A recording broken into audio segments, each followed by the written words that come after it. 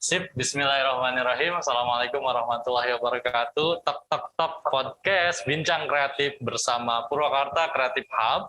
Kami di sini melalui Komite Ekonomi Kreatif untuk membuat sebuah gambaran bagaimana pergerakan para pelaku ekonomi kreatif di Kabupaten Purwakarta agar bisa termonitor dan juga terekspos agar bisa lebih baik lagi dan juga lebih meningkatkan produktivitas yang kemudian ada di Kabupaten Purwakarta.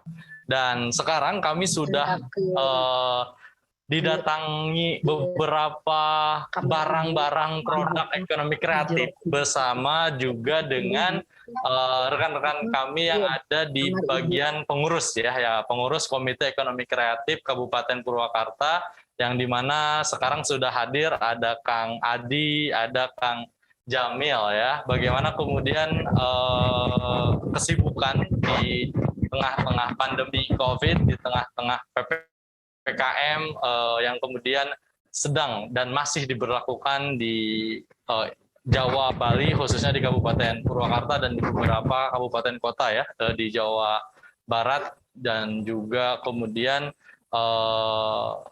Jawa, Bali gitu. Nah, alhamdulillah kita sekarang bisa sambil ngobrol-ngobrol ya bersama teman-teman, bersama juga nanti ada salah satu Dewan Pengarah dari Bu Pipit ya. Oke, barangkali boleh ini dulu say hey dengan Kang Adi ya.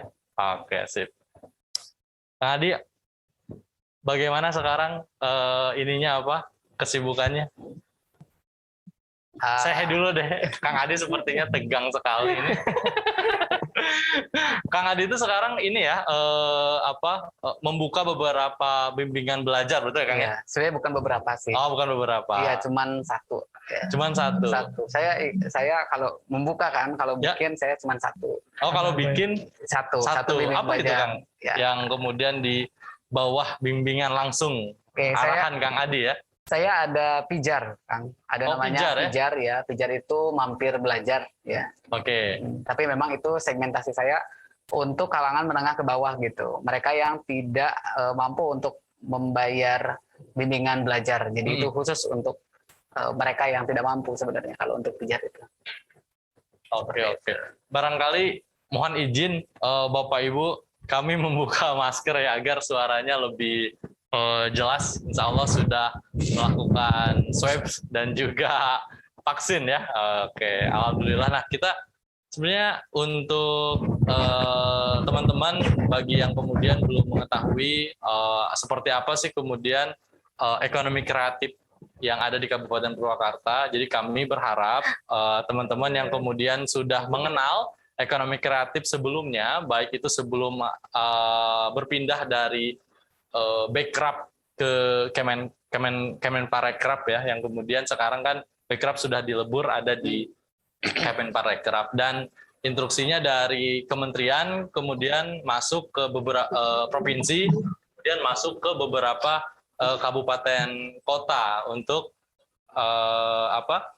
untuk kemudian bisa diimplementasikan dan agar menjadi pangsa pasar baru ya dari 17 subsektor ekonomi kreatif. Barangkali boleh share nih Kang, ada apa saja sih dari 17 subsektor ekonomi kreatif tuh? Barangkali Kang Adi atau Kang Jamil sambil kita ngobrol santai, karena sekarang juga kita tuh menghadapi bulan Muharram, betul ya, bulan Muharram dan juga Indonesia Tangguh yang kemudian digagas oleh nasional dan ekonomi kreatif. Nah, apa sih kemudian kaitannya? Barangkali bisa kemudian di-share ke teman-teman dari momen ini di Kabupaten Purwakarta. Barangkali mengenai tentang Muharram dan kaitannya dengan Indonesia Tangguh nih Kang Jamil. Bagaimana? Apa kabar Kang Jamil? Alhamdulillah. Halo semuanya. Assalamualaikum warahmatullahi wabarakatuh. Waalaikumsalam warahmatullahi wabarakatuh. Ya, terima kasih Kang Feby yang jauh-jauh hari sudah konfirmasi ke kami bahwa kita akan melanjutkan ikhtiar kita untuk menghidupkan kembali Ekral, dan mudah-mudahan hari ini teman-teman yang ada di online ataupun di offline pada sehat semua. Amin. Nah, Amin. iya. Ini suatu momen yang sangat indah, teman-teman, di mana minggu yang akan datang itu kita akan bertemu dengan 1 Muharram. Nah, ini nih yang kaitannya dengan tadi apa sih Indonesia Tangguh yang digagas oleh pemerintah, oleh nasional gitu. Dan hubungannya apa dengan Muharram? Nah, teman-teman mungkin sudah tahu sejarah Muharram, kan alangkah baiknya atau mohon maaf juga saya feedback kembali Kang. Jadi sejarah sedikit lah ya, nggak apa-apa ya Kang ya. Kang Adi, mohon izin untuk Apa tuh Kang? bercerita sedikit lah ya sejarah tentang Muharram itu, tanggal 1 Muharram itu seperti apa sih gitu. Mudah-mudahan teman-teman bisa mengingat kembali. Jadi seperti ini Kang, bahwa awal muasalnya adanya bulan Muharram itu ketika pada masa Umar bin Khattab. Nah, Khalifah Umar bin Khattab itu beliau menulis surat kepada gubernur yang mana menanyakan tentang perihal kinerja gubernur dan rakyat. Nah, gitu. Pada saat itu gubernur membalas dengan jawaban seperti ini. Surat Khalifah Rasyidin atau pemimpin yang soleh sudah saya terima, tetapi tidak ada tanggal dan bulan dan hari, hingga akhirnya ini masuk ke tanggal berapa. Nah, bermula dari itu Habis tahun. Jadi Jadi Muharram itu adalah masuk kepada tahun barunya Tahun baru Islam Islam. ya. Dan itu sejarahnya yang kemudian disampaikan oleh Kang Jamil pada zaman Khulafaur Rasyidin. Nah, berarti kan momennya itu tepat sekali berarti Kang ya, Tepat bagaimana sekali, kemudian gitu. ekonomi kreatif dan Indonesia Tangguh bisa kemudian punya harapan baru yang kemudian di awal tahun baru Islam ini kita bisa memiliki beberapa arahan, rencana untuk kemudian di tahun yang baru sekarang. Nah, sebelum kita lanjutkan, barangkali kita juga ada salah satu pengisi acara ya dari Ibu Hajah Pipit ya, Ibu Hajah Pipit. Barangkali boleh berkenan dibuka mute-nya ya. Assalamualaikum Bu Pipit. Waalaikumsalam warahmatullahi wabarakatuh. Siap. Ibu, untuk bisnis, nah, karena barangkali teman-teman yang belum kemudian mengenal, apakah boleh diperkenalkan Ibu Pipit sektor bisnisnya di sisi mana saja, kemudian beliau juga sebagai salah satu dewan pengarah ya dari Komite Ekonomi Kreatif, dan sebelumnya nepangkeun panginten abdi kalaresan diamanahi sebagai Ketua Ekonomi Kreatif Bu, dan alhamdulillah barangkali sekarang bisa ketemu ya dengan salah satu dewan pengarah secara online melalui Zoom meeting ini, dan kita bisa bersilaturahmi. Mudah-mudahan ada beberapa arahan dari Ibu sebagai mungkin senior ya, yang dimana kami yang masih muda-muda ini yang kemudian belajar bisnis, kita bisa lebih berkolaborasi, baik itu bisnis dari mulai kecil, menengah, sampai dengan bisnis industri. Barangkali boleh sambil salam kenal dari Ibu Hajah Pipit diperkenankan. Baik, saya ulangi. Terima kasih. Assalamualaikum warahmatullahi wabarakatuh. Waalaikumsalam. Bismillahirrahmanirrahim. Alhamdulillah, puji syukur kedat ilahi Robi. Pada siang ini kita semua bisa bersilaturahim. Tentunya ucapan terima kasih kepada Bapak Ketua yang telah memfasilitasi pertemuan ini. Mudah-mudahan pertemuan yang barokah, pertemuan yang penuh rahmat di hari Jumat. Amin ya robbal alamin. Amin, amin. Intinya saya bergerak di bidang usaha yang paling pokok adalah sesuai dengan kearifan lokal, saya adalah pengusaha keramik ya. Itu yang paling pokok. Nama saya bisa menjulang, bisa ke mancanegara, ke Cina, dikirim sebagai duta negara, itu adalah dari keramik ya awalnya. Dan saya berkomitmen pada saat itu keramik sudah ditinggalkan oleh warga masyarakat Pleret karena mungkin kurang menjanjikan, namun saya tetap berkomitmen untuk melestarikan kebudayaan ya, budaya Purwakarta, budaya Pleret, budaya Jawa Barat, tentunya juga budaya Indonesia. Yang keramik itu memang andalannya Purwakarta. Yang pada zaman dulu waktu saya masih kecil, Pleret itu adalah dolarnya Purwakarta karena pemasok keramik dan genteng. Yang sekarang ini sudah terpuruk, mungkin hanya tinggal nama untuk genteng. Keramik juga sudah kembung kempes ya. Namun puji syukur masih tetap eksis yang namanya keramik. Kita sebagai andalan budaya yang dikembangkan untuk Kabupaten Purwakarta. Selain itu, saya juga usaha yang pokoknya lagi adalah di bidang travel. Ya, travel dibantu anak saya itu kendaraan. Saya pokoknya adalah di bawah PT Mega Rizki Ar-Rahmah, itu adalah keberangkatan umroh yang setahun, udah 5 tahun terakhir ya, kurang lebih memberangkatkan 600 jamaah ya. Kami sekali berangkat 5 bis. Nah itu cerita usaha ya, keseharian ya, kami bergelut juga di bidang pendidikan sebagai guru di SMA. Nah saat ini sejak musim pandemi, semua itu adalah umroh sudah mau 2 tahun ya, terakhir keberangkatan hampir adalah 2 tahun ya Bu ya? Desember ya, kita kepulangan Desember, kemudian pernah ada mau berangkat lagi di Februari 2020, itu sudah sampai bandara dikembalikan ya, karena sudah tidak boleh lagi ada penerbangan. Kita sudah sampai bandara membawa jemaah 3 bis. Kemudian juga untuk di bidang kendaraannya juga sama ya, kemarin sempat buka dulu, kita ada beberapa kendaraan maju lagi, supir-supir pada bekerja lagi. PPKM ini beberapa pemesan juga sudah. Itu barangkali kita di musim pandemi. Mungkin saya skala kecil ya, boleh dibilang skala kecil ya, bisa dibayangkan yang skala-skala besar.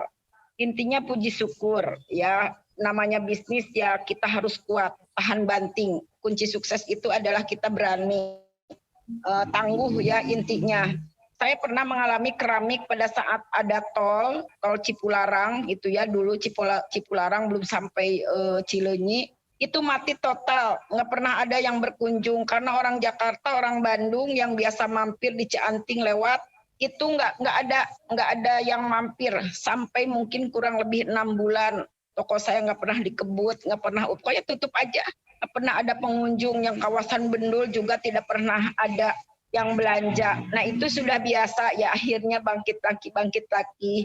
Karena tahu kalau Pleret itu adalah pusatnya keramik, akhirnya step by step mulai lagi, bangkit lagi. Nah itu alhamdulillah ya, namanya usaha seperti itu, termasuk saat ini. Ya saya mencarilah namanya orang usaha ya, ada terobosan-terobosan, diantaranya adalah saya mencoba membuka usaha kurma ya, yang pada saat ini sangat dibutuhkan gitu ya, sangat dibutuhkan di musim pandemi. Jual madu apa aja, yang penting tidak stagnan. Disyukuri ya bahwa kehidupan itu memang seperti itu, dan intinya jika apapun kita syukuri, insya Allah kita jalani dengan nikmat. Itu barangkali ya. Intinya mungkin semua sektor usaha saat ini akan seperti itu ya. Ya betul. Barangkali boleh share. Puji syukurlah. Siap. Ibu boleh sebelumnya barangkali berkenan. Halo Bu. Iya. Oke, barangkali boleh berkenan Bu bisa share bagaimana Ibu melakukan proses dari mulai terbiasa dengan kemudian sebelum adanya AKB mungkin ya, adaptasi kebiasaan baru, tentu akan langsung berkurang tuh Bu, bagaimana pengunjung. Nah, untuk proses membangkitkan itu bagaimana yang kemudian step by step-nya atau langkah Ibu untuk kemudian bisa bangkit kembali dari mulai pengunjung yang tidak ada, travel yang kemudian sampai dipulangkan gitu ya. Nah, bagaimana kemudian di era COVID-19 atau di era pandemi ini Ibu bisa kemudian bisa eksis di bidang apa gitu ya, dan juga bisa mengembalikan apa yang menjadi mungkin kemerosotan itu, atau mungkin menurunnya pangsa pasar di bidang yang Ibu buat itu. Bagaimana tuh Bu, boleh share bagaimana cara bangkitnya kembali? Intinya bisa dibayangkan ya, kos atau kerugian yang sudah kami keluarkan ya, yang tidak bisa kembali lagi dan tidak ada yang mengganti, itu merupakan kerugian daripada perusahaan ya. Seperti kita sudah mempersiapkan untuk tahun 2020 kita travel karena sudah terbiasa, tidak pernah terbayangkan akan pandemi seperti ini. Kita sudah persiapkan pesan koper sebanyak 300 untuk satu pesawat ya. Perlengkapan umroh sekarang itu di gudang saya penuh ya, nggak pernah dikebut, mungkin nanti aja dikebut juga, kebu lagi. Ini numpuk koper ya, saya bisa nanti sambil jalan, kebetulan saya ini juga pakai HP. Udahlah, nggak kebayangkan. Cuma satu yang bisa membuat bangkit itu satu-satunya mungkin tasakur binikmah. Nah, untuk pelaku usaha yang muda-muda ya, kita mungkin saat usaha maju itu nggak terpikirkan. Misalkan ngutang ini, ngutang itu punten ya, karena akan terbayar ya. Nah, pada saat pandemi, puji syukur kedak ilahi Robi, kami tidak punya beban itu. Bisa dibayangkan jika yang punya beban, maaf ya, setoran. Banyak teman-teman kami bulan ini menjual bis 1, bulan ini menjual ini 1. Ya daripada kita tidak bisa mempertahankan hidup, mungkin asetlah yang dijual. Nah, jadi mungkin kata kuncinya kita namanya usaha itu lebih baik merintis dari bawah. Merintis dari bawah, dari nol, jangan kita apalagi maaf ya dapat bantuan yang harus dikembalikan, itu bikin mumet, bikin beban ya. Jadi kalau kita tidak terlalu banyak beban, tidak ada beban, apalagi kita akan usahanya itu tenang gitu ya. Pada saat pandemi ya kita syukuri, kita asal makan aja, begitulah ya. Tidak terlalu banyak kos yang harus kita keluarkan, yang harus kita pikirkan. Itu barangkali sehingga kita bisa aja, ya sudahlah disyukuri, koper banyak, aset menjadi aset kita. Bahkan banyak beberapa, mohon maaf tidak untuk ria, ada beberapa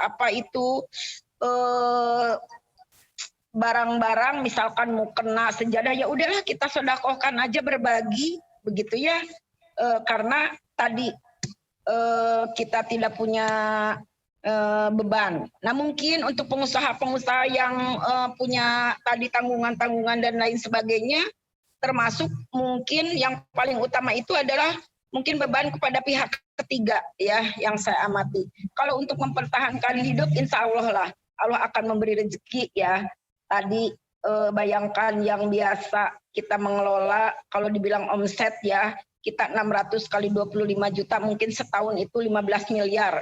Sekarang punten saya jualan korma yang 1 dus dijual 150.000, tapi alhamdulillah disyukuri, yang biasa yang transfer itu 15 juta, 25 juta, sekarang 150.000 ya, tapi disyukuri alhamdulillah. Masih bisa berbagi kurma dan lain sebagainya. Yang penting Allah berikan kesehatan, kekuatan iman, kekuatan Islam, itu yang akan menjadi power gitu ya buat kita. Intinya tentunya jungkir balik saya sebelum menjadi kalau dibilang badan sekarang pengusaha gitu ya. Waktu masih usaha kecil, jungkir balik, ditipu udah sering gitu ya. Nah itu sambil setiap ada kejadian introspeksi apa berarti something wrong. apa yang tidak kita lakukan, apa yang tidak kita jalankan, syariat, agama dan lain. Kembali lagi introspeksi sampai alhamdulillah untuk travel sendiri saya ini kalau hitungan tahun ke-18 ya. Untuk keramik juga mungkin tidak jauh berbeda lah begitu ya. Jadi sudah terbiasa melihat ini, yang penting jadi uang, ada lebihnya ya kita jalani. Seperti sekarang saya ada madu, lihat situasi aja apa yang dibutuhkan oleh warga masyarakat. Ada madu, kita jual madu. Ada kurma, kita belajar berkenalan dengan importir ya supaya ada lebihnya. Nah itu barangkali intinya disyukuri aja lah. Kalau dibuat stres dia zaman sekarang boleh, bagaimana? Tahu Bu, biasanya barang yang diekspor sebelum PPKM atau PSBB sebelumnya itu ke negara mana saja dan sekarang bagaimana Bu kabarnya? Barang-barang yang kita ekspor biasanya ini ya, ada yang ke Australia juga, ada ke Belanda, ada ke Amerika. Kadang-kadang bayarnya itu adalah tidak langsung itu dari orang asingnya, tapi ada lagi melalui eksportir yang di sini ya. Apakah yang di Bali atau juga yang di, pokoknya sekarang mah udah wassalam semuanya. Allahu Akbar. Yes, betul. Siap. Alhamdulillah kita bisa berkenalan dengan salah satu Dewan Pengarah, Bu Haja Pipit, salah satu pengusaha yang kemudian di bidang keramik ya dan juga travel ya. Dan alhamdulillah kita bisa masih tetap tangguh dengan Bu Haja Pipit dari kondisi yang kemudian sangat 180 derajat mungkin berubah dibandingkan dengan sebelum adanya PPKM atau pandemi COVID ini. Oke, terima kasih Bu. Barangkali ada buat kami nih Bu yang masih muda-muda untuk kemudian belajar dari apa yang Ibu telah dapatkan gitu dari mulai tentu waktu yang dimana begitu sukses. Sekarang mungkin cobaan ya Bu ya yang luar biasa juga kami pun sama Bu, baik yang besar ataupun yang kecil mungkin mengalami apa yang menjadi efek daripada pandemi COVID-19 ini. Barangkali Ibu bisa ada beberapa yang ingin disampaikan mengenai tentang kami anak-anak muda dan komite untuk menjalankan, membangkitkan kembali para pelaku ekonomi kreatif agar lebih baik kembali Bu. Yang pertama, bisnis itu adalah harus ada satu keberanian ya. Berani mengambil resiko. Kalau tidak berani kita melangkah, ya kesuksesan itu tidak akan kita raih. Ya, dengan tentunya perhitungan studi kelayakannya bagaimana tidak sembarang ya. Dan pengalaman itu adalah nanti dengan berjalannya waktu ya. Yang jelas bisnis itu harus ada keberanian ya, berani mengambil langkah-langkah dengan indera keenam. Oh ini kita beli pasti laku misalnya, begitulah ya contohnya. Kemudian yang kedua tadi yang namanya bisnis itu harus ulet, harus sabar ya, tidak seperti kita makan cengek, tidak seperti kita bekerja. Kalau bekerja itu misalkan kita sebagai pegawai karyawan, kita tidak pernah berpikir uangnya dari mana. Kita bekerja dapat gaji sebulan 10 juta. Udah terus aja kita tidak berpikir dari mana uangnya. Kita hanya bekerja seperti robot. Tapi kita usaha harus berpikir uangnya dari mana, mendapatkannya dari mana. Nah itu harus sudah ada untuk jiwa pengusaha itu harus sudah ada di dalam, tertanam di dalam diri kita. Bagaimana mengeluarkan uang seminimal mungkin dan menghasilkan sebanyak-banyaknya misalnya gitu ya. Nah itu pun harus ulet dijalani, tidak ujug-ujug membuka perusahaan langsung kita sukses. Saya yakin tadi saya juga usaha di Genteng, ada penipuan dulu, tertipu dulu trik-triknya ya dan lain sebagainya. Intinya harus ulet ya, ulet itu tadi udah berani ulet dalam hal ini. Jangan cepat menyerah gitu ya. Seperti sekarang kita musim pandemi ini, yakinlah semua juga kena dampaknya ya.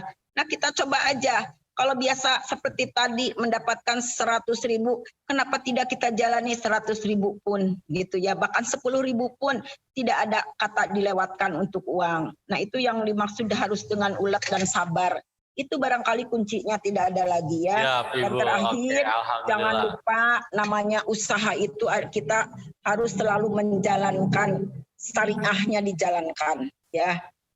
Kalau kita Siap. selalu dekat dengan Allah, insya Allah harus yakin Allah memberi jalan keluar.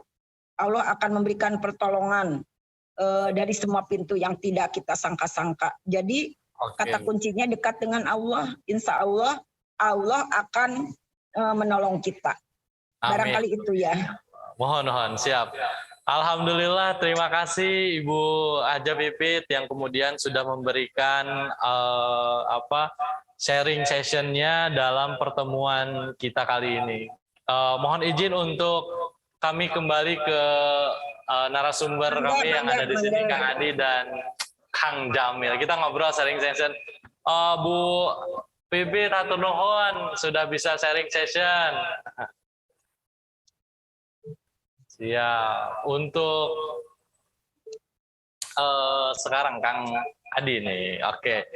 Luar biasa ya, itu menjadi salah satu inspirasi juga sebetulnya bagi kami, salah satu pelaku ekonomi kreatif muda yang kemudian ada di Purwakarta, dan beliau adalah salah satu senior yang kemudian sudah mengembangkan bisnisnya yang sangat luar biasa, sudah bisa ekspor ke beberapa negara termasuk mungkin Eropa, Australia, Belanda dan lain sebagainya, Cina gitu ya. Salah satu senior pelaku ekonomi kreatif di Kabupaten Purwakarta, dan alhamdulillah tanpa dipungkiri ternyata bisnis yang sudah besar pun mengalami efek dari pandemi COVID-19 ya, dampak daripada adanya pandemi COVID-19. Ini adalah PR berarti Kang. Bagaimana kemudian kita membuat sebuah adaptasi kebiasaan baru yang dimana bisnis-bisnis semacam itu masih tetap bisa eksiskah atau harus sudah dirubah, Kang? Bagaimana kemudian pandangannya itu menurut Kang Adi? Oke, kalau sebenarnya gini ya, mental pengusaha itu memang ya seperti Bu Pipit tadi. Betul. Nah itu tuh memang harus ada di setiap orang gitu. Yeah. Jadi dengan kita nih sekarang nih tema kita yang Indonesia Tangguh ya Kang. Yeah. Saya sih berpikirnya untuk bagaimana justru kita bisa melahirkan generasi-generasi baru nih, generasi muda termasuk kita di sini bisa setangguh beliau gitu. Dan itu bisa muncul dari kebiasaan hidup yang sering ditimpa oleh permasalahan itu sendiri gitu. Nah makanya kreativitas itu bisa muncul dari kita karena apa? Karena seringnya kita di stimulus gitu. Kalau kemarin kita bilangnya rangsang ya. Oh, dirangsang. Ya, betul. Semakin sering kita distimulus nih, maka ide-ide kreatif itu akan muncul. Saya yakin ketika bisa muncul dari mana saja tuh Kang? Karena kan tadi Bu Pipit pun menyampaikan bagaimana kemudian ada opportunity ya, beberapa kesempatan this is very important gitu ya. Beberapa kesempatan yang kemudian sangat penting yang kemudian bisa dijadikan bisnis walaupun nilainya belum sebanding gitu atau kemudian mundur. Tapi ketika itu menjadi opportunity gitu ya, kesempatan ya kenapa tidak gitu. Kemudian kita jalankan ke arah situ ya Kang ya.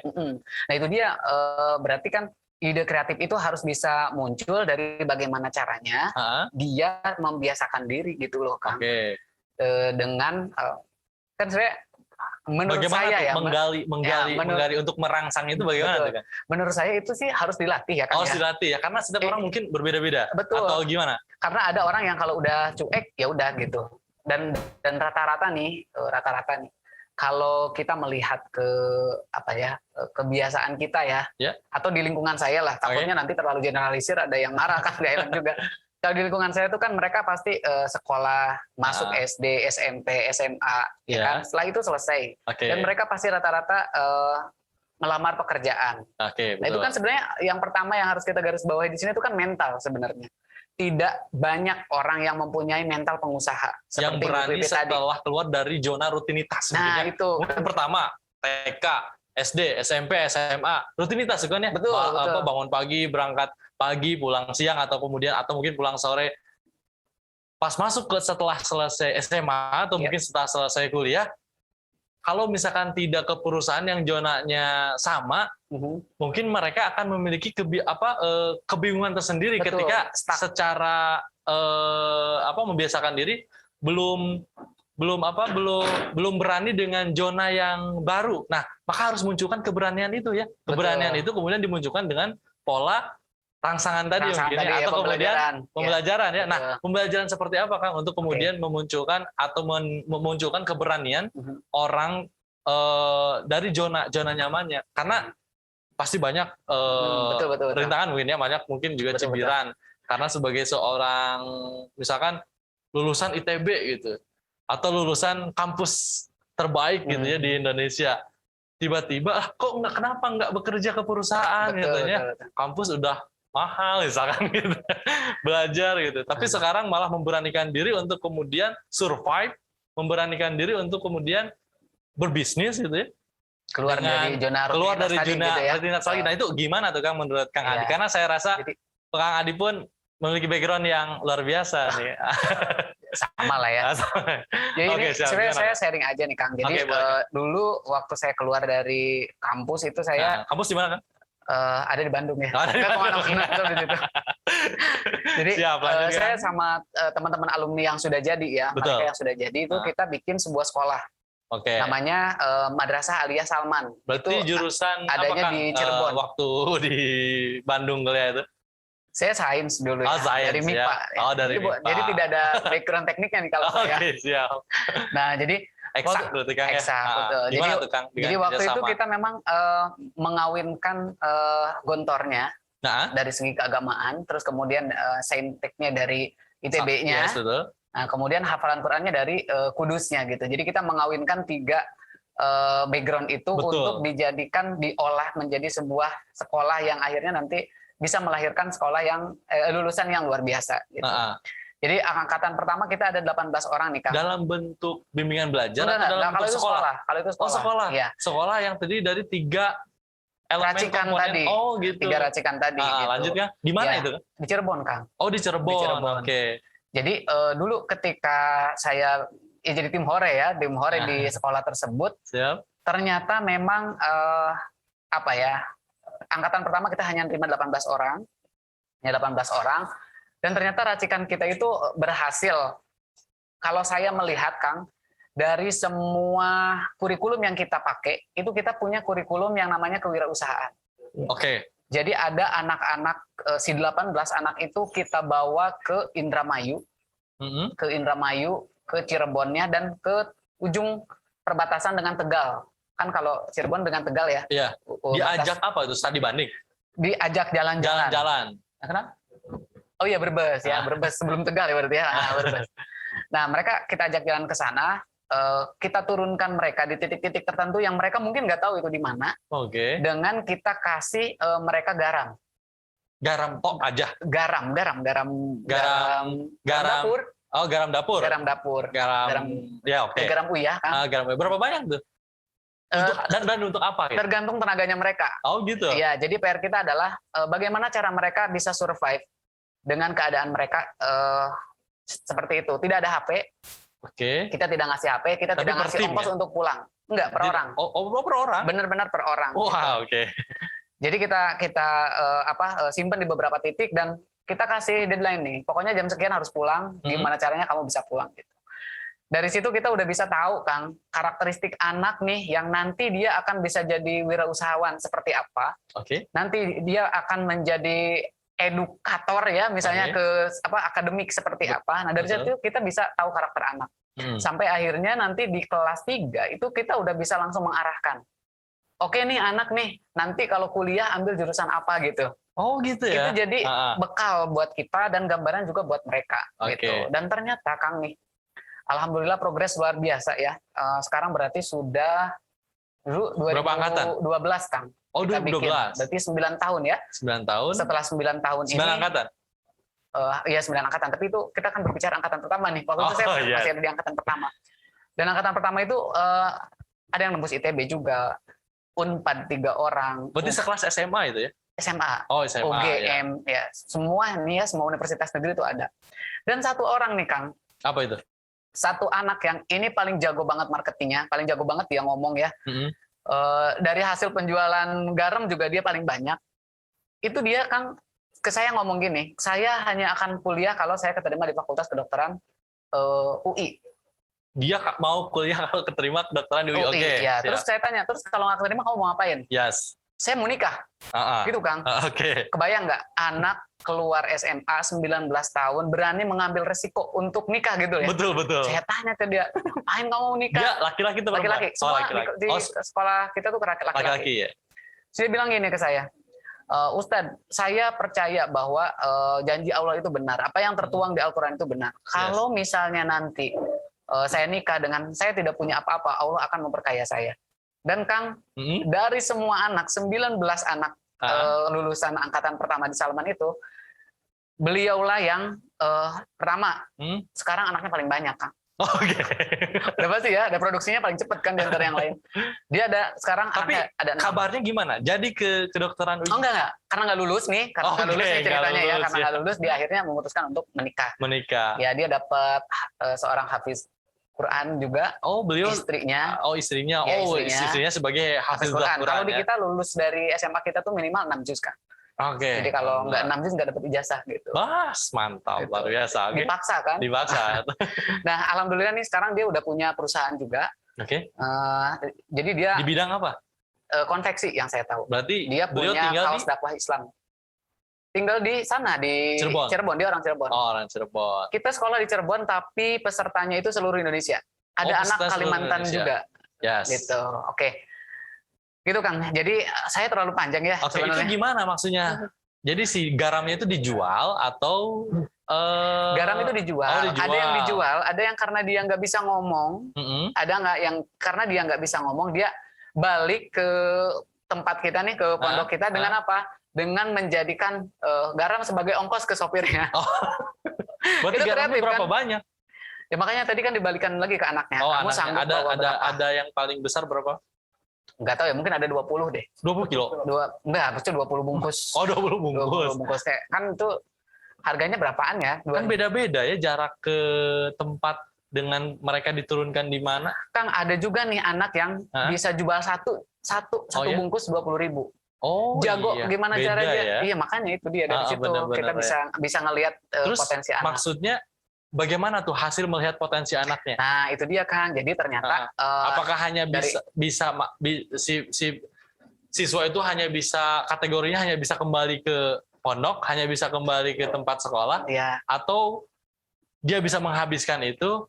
Nah, terus indikator seperti apa tuh kan? Wah, ini mah cocoknya. Aduh, indikator banyak banget saya kalau. Banyak ya. Ini mah cocoknya ke marketing nih. Ini mah cocoknya ke teknik. Betul. Ini mah cocoknya ke kesehatan gitu. Nah, otomatis kan banyak tuh. Oh, dan itu emang sudah ada ya? Betul. Kadang saya suka malu kan kalau misalnya nanti terlalu mengeneralisir. Oh iya, kan ini kan nanti, lebih ke personal ya. Betul. Gitu. Nanti ini ya, itu kan strateginya. Betul. Ya. Ini dari hasil pengalaman sih sebenarnya Kang. Dari obrolan mereka sepanjang perjalanan mereka dapatnya apa nih? Dari pengalaman yang mereka lakukan selama kita buang di tepi-tepi jalan untuk marketing itu. Jadi ada obrolan pengalaman itu ya. Jadi intinya nih Kang ya. Jadi intinya menurut saya untuk jadi seorang pengusaha seperti Ibu Pipi tadi, setiap orang kan pasti akan mengalami maju mundur ya, penempaan yang berbeda gitu. Nah, kalau saya karena bergelut di bidang pendidikan gitu, saya sih kayaknya kalau nih misalnya ada gitu satu momen di mana atau satu kurikulum di mana kewirausahaan itu dijadikan kurikulum yang baku gitu, yang semua sekolah harus memiliki itu ya. Iya, punya itu kurikulum, gitu minimal. Apa tuh kan? Kalau di kita kewirausasahaan. Kurikulum kewirausahaan yang harus ada di sekolah. Sekolah ya. Iya, jadi nanti nggak ada tapi bendul kan? Betul apa? Nggak apa-apa bendul, nggak apa-apa Kang. Peyem kita dibendul juga. Betul Kang. Jadi saya rasakan sendiri sebetulnya ketika kemudian masuk TK gitu ya, terus kemudian SD, itu sepertinya kreativitas anak itu sudah dibakukan karena ketika diminta untuk menggambar, itu gambarnya pasti seragam dan sama antara gunung seperti ini, kemudian Rumah. jalan mengecil terus membesar, Ya. ada sawah dan mungkin ada laut ya gitu. Matahari ya, Matahari itu. sawah deket laut.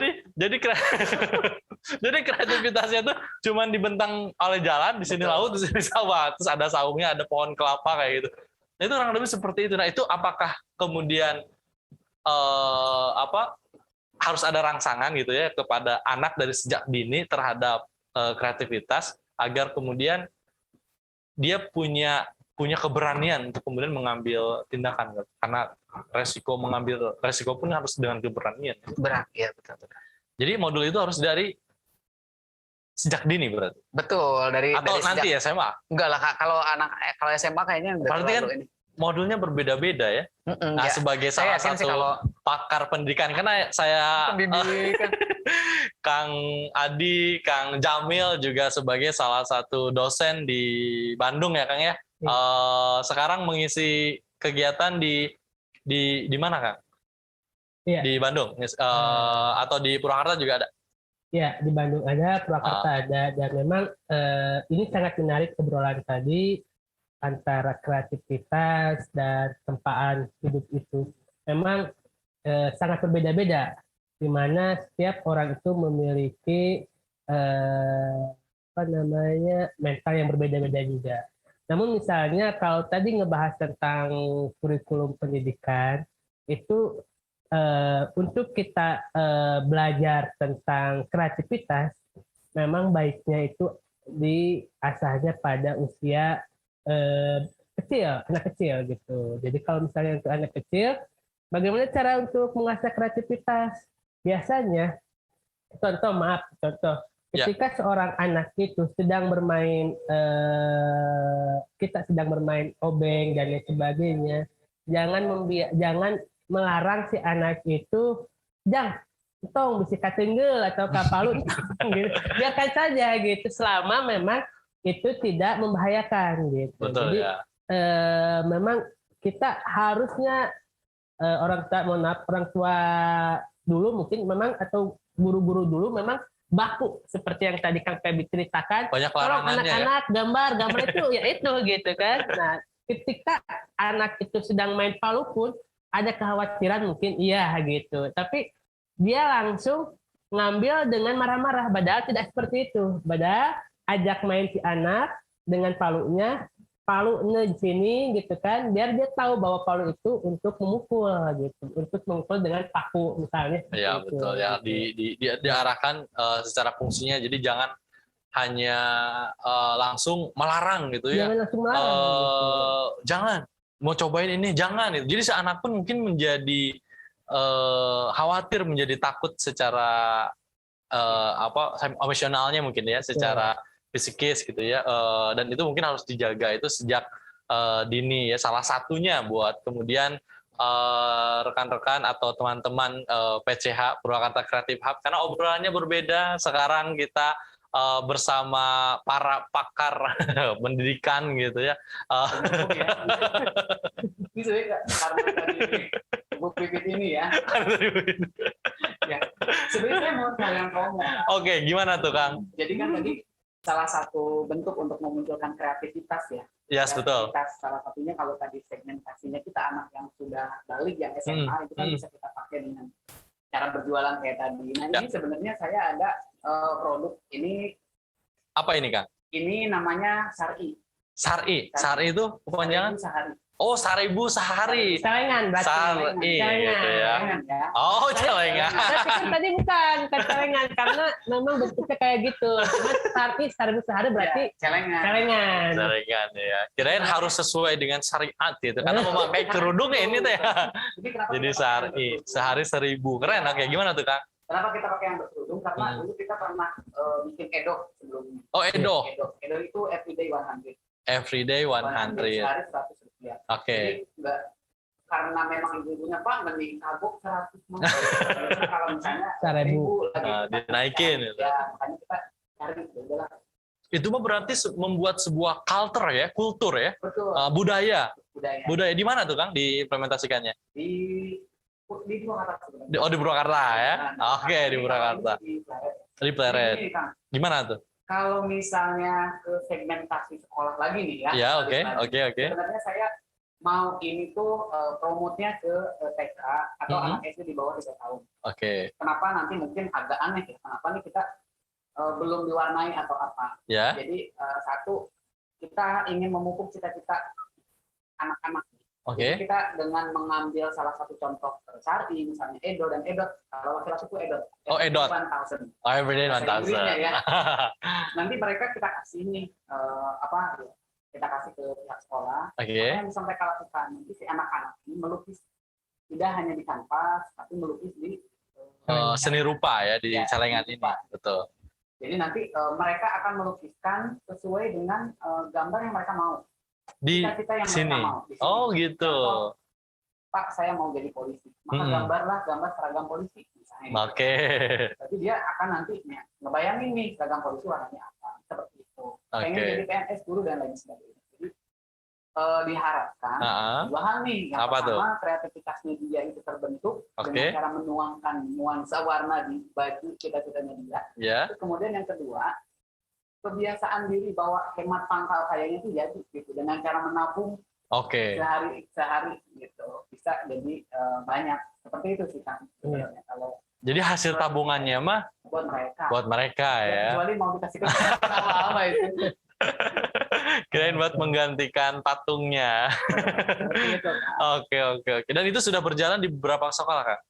Kalau ke sekolah kita sih belum banyak, karena segmentasi awal kita itu kita kerjasama dengan sebuah program. Apa itu? Ada program juga, terus kemudian segmennya justru ibu-ibu. Oh, segmennya ibu-ibu, bukan anak-anak? Bukan anak-anak. Jadi di ibu-ibu itu ada. Apa yang dikerjasamakan dengan ibu-ibu? Ada pembiasaan di ibu-ibu itu untuk bagaimana caranya mereka bisa mengelola keuangan. Mengelola keuangan. Ya, ibu-ibu berarti lebih tinggi ya, bukan 1.000 per hari? Iya, Kang. 100.000 mungkin atau 50.000? Kitanya 10.000 mungkin. Oh ya, oke. Lanjut. Bukan high class ya. Oh iya, betul. Orang-orang yang high class mungkin mereka berbeda sudut pandangnya mungkin. Oh, bukan celengan maksud saya. Iya, betul. Tapi mereka pasti bakal ke aset. Oh, bank. Ya. Ada juga Kang, biasanya kalau di zaman dulu mohon maaf, ya? Itu nabungnya bukan di bank, tapi di bawah bantal. Di bawah bantal gitu. Gitu Kang. Oh gitu ya, betul. Jadi, ibu-ibu yang kemudian diarahkan untuk bercita-cita apa itu? Kalau itu sih enggak. Beda konsepnya. Apa itu? Kalau itu lebih ke targetan ibu nih tahun ini mau bikin apa. Oke. Jadi apa ya Kang? Kalau saya mungkin targetan kembali lagi untuk belanja gitu ya atau gimana? Nanti diputus. Jadi gini, ada satu masa di mana dia harus menyisihkan tabungan itu menjadi satu kebutuhan. Oke. Bukan satu keinginan gitu yang mau kita katakan. Tabungan itu menjadi suatu kebutuhan. Bukan keinginan. Iya. Butuh gitu. Jadi dia kalau nabung itu butuh. Butuh. Jadi harus gitu. Jadi harus dipenuhi kan. Betul. Secara konsepnya apa yang kemudian rangsana keinginan apa sih ibu itu kemudian untuk menjadikan nabung itu butuh? Nah, jadi gini nih, kalau tadi kita kembali ke Bu Pipit nih. Oke. Jadi kan Bu Pipit bilang minimalisir sekecil mungkin ya. Iya, manajemen resiko. Tidak minjem. Oh iya, betul. Seperti itu. Jadi sih harapan kita ketika ibu hoyong naon, target saya nih Pak bulan ayunnya atau misalkan setahun ayunnya abis hoyong ngeser anu misalnya apa gitu. Maka apa nih yang bisa ibu lakukan? Saya mau butuh ini sekian rupiah. Sok coba dipecah Bu.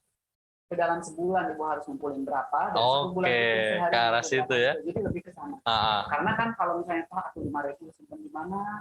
Rekabang, izin jauh dari hari disimpan ke budak yang jajan kan celengan sulit untuk nyalek gitu. Jadi ini menjadi media untuk ibu-ibu untuk bisa ngumpulin target kalau itu. Seperti itu.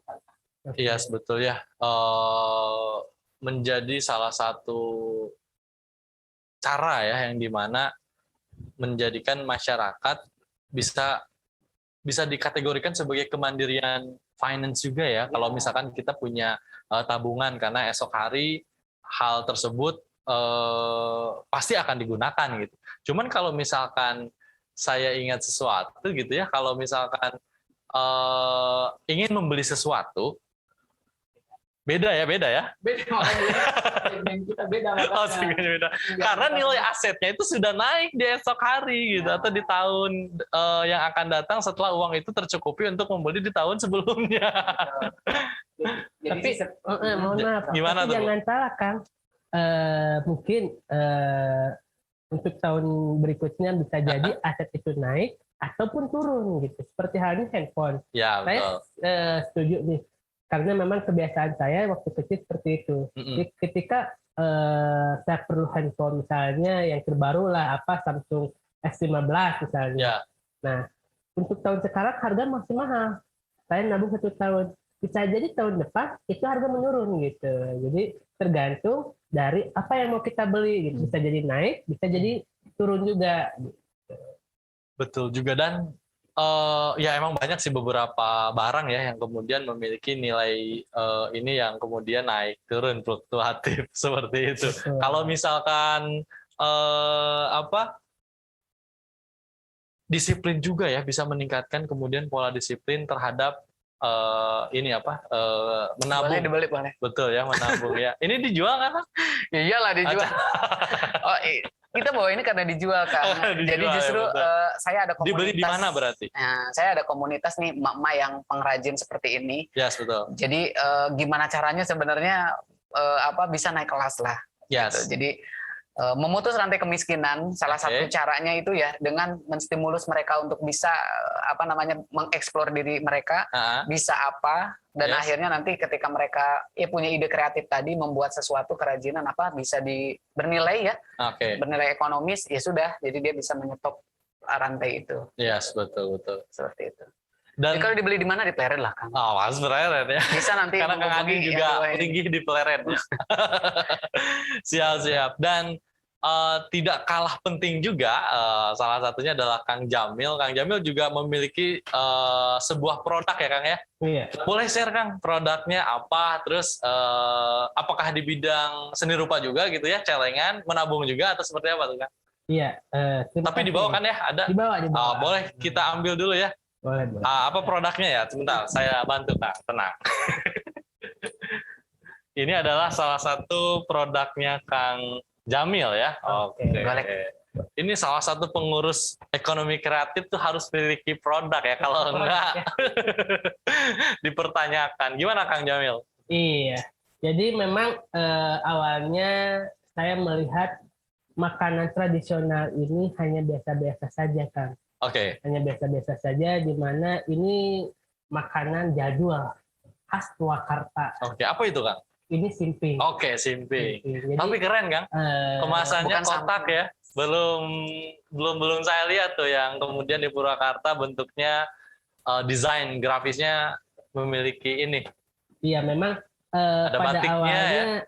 betul. Gimana tuh Kang? Pada awalnya ketika saya melihat jualannya gitu-gitu aja gitu. Padahal kalau dikemas sedemikian rupa harga makin naik. Dan alhamdulillah pernah saya ekspor ini ke Denmark.